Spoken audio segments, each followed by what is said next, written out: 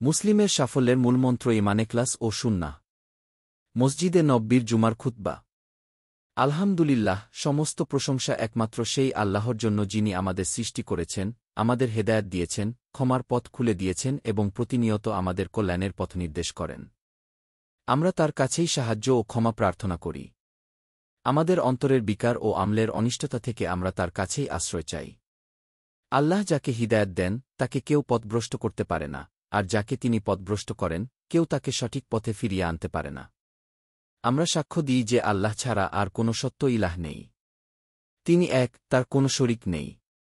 আমরা আরও সাক্ষ্য দিই যে মুহাম্মদ সাল্লাল্লাহু আলাইহি ওয়াসাল্লাম আল্লাহর বান্দা ও সর্বশেষ রাসূল। কোরআনের ভাষায় তাকওয়ার নির্দেশ।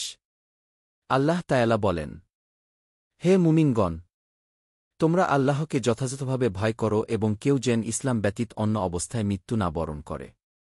সূরা আলে ইমরান আয়াত 102। তিনি আরও বলেন, হে মানবজাতি, তোমরা তোমাদের প্রতিপালককে ভয় করো, যিনি তোমাদের এক প্রাণ থেকে সৃষ্টি করেছেন। তারপর সেখান থেকে তার সঙ্গিনীকে সৃষ্টি করেছেন এবং উভয়ের মাধ্যমে অসংখ্য নারী পুরুষ ছড়িয়ে দিয়েছেন। সূরা আন-নিসা আয়াত 1। এই আয়াতসমূহে আমাদের জন্য তাকওয়া বা আল্লাহভীতি অবলম্বনের নির্দেশ রয়েছে, যা ঈমানের ভিত্তি এবং আল্লাহর সন্তুষ্টি লাভের অন্যতম উপায়। এখলাস ও সুন্নাহ ঈমান ও ইবাদতের ভিত্তি। খুতবায় বলা হয়, আল্লাহর প্রতি ঈমান শুধু মুখের উচ্চারণ নয়, বরং তা অন্তরের বিশ্বাস, জিহ্বার স্বীকৃতি এবং অঙ্গপ্রত্যঙ্গের কর্মে প্রকাশ পায়।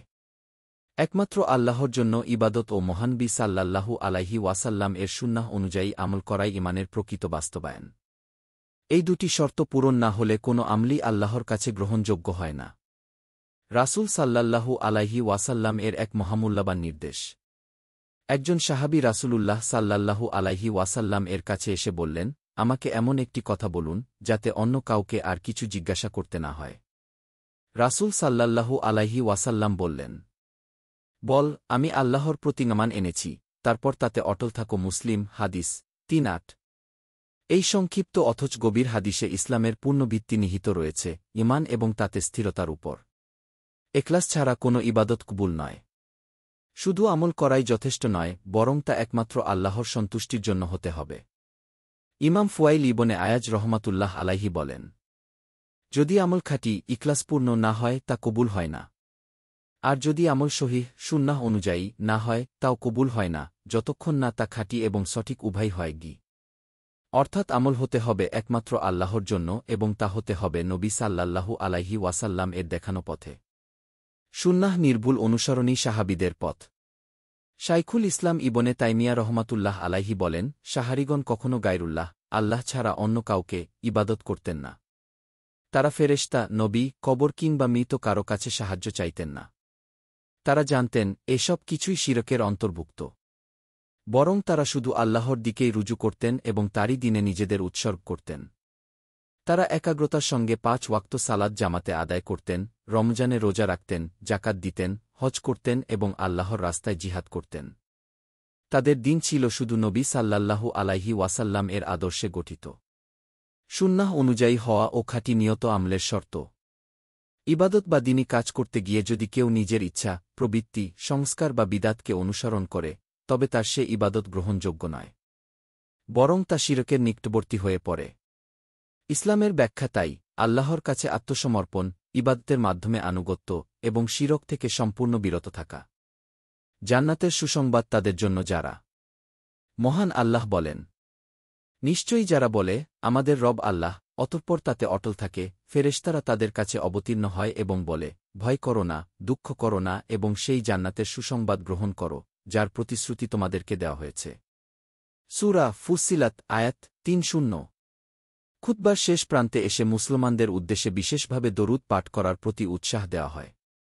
কারণ রাসূল সাল্লাল্লাহু আলাইহি ওয়াসাল্লাম এর প্রতি দরুদ পাঠ করা মুমিনের ঈমানের নিদর্শন এবং এতে আল্লাহর রহমত ও মাগফিরাত লাভ হয়। হে আল্লাহ, আপনি আমাদের নবী মুহাম্মদ সাল্লাল্লাহু আলাইহি ওয়াসাল্লাম এর উপর, তার পরিবার ও সাহাবীগণের উপর অগণিত রহমত বর্ষণ করুন। খুতবার শেষাংশে বিশ্ব মুসলিমদের, বিশেষ করে ফিলিস্তিনের মজলুম ভাইদের জন্য হৃদয়বিদারক মোনাজাত করা হয়। বলা হয়, হে আল্লাহ, আপনি তাদের সীমা লঙ্ঘনকারী দখলদারদের বিরুদ্ধে সাহায্য করুন।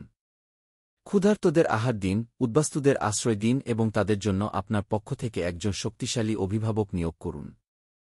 হে আল্লাহ! ইসলামকে বিজয়ী করুন, মুসলমানদের সম্মান দিন, মুমিনদের শক্তি দিন। আর শত্রুদের চূর্ণ করে দিন।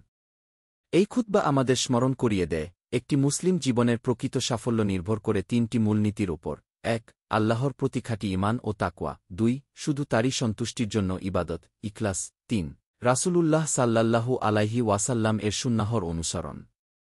মহান আল্লাহর কাছে প্রার্থনা যে তিনি আমাদের ঈমান, ইখলাস ও সুন্নাতের উপর অটুট থেকে আমল করার তৌফিক দান করেন। দিন প্রচারের উদ্দেশ্যে ভিডিওটি শেয়ার করুন।